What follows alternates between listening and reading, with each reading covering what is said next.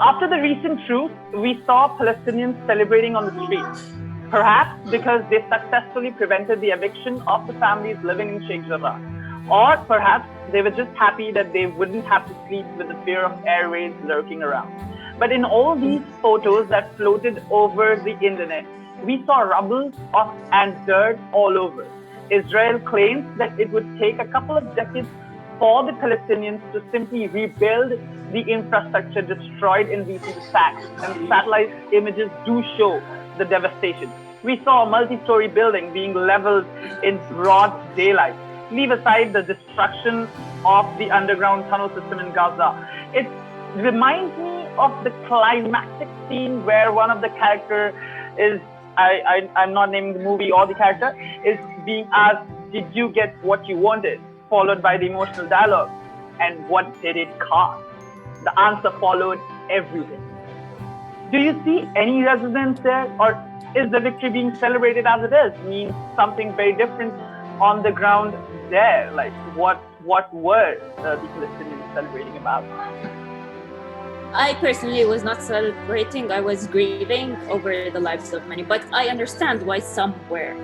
Like, I really get it, because we celebrate the little wins. We're satisfied by the little things. And what was the little thing here?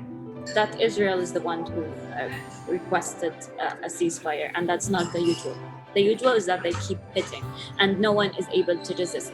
The power of Hamas today is much higher than it has been in the past.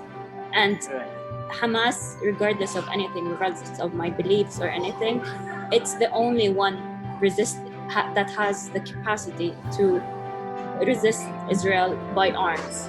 So, like, the approach of our government is so different. Like, it's diplomatic. I work in that sector, so they are resisting.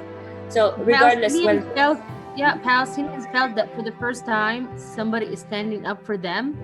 And when the ceasefire happened, regardless of the destruction and the lives lost and the lives who became refugees in their own cities and in their own homes. 91,000 people became in 11 days. 91,000 became forcibly displaced.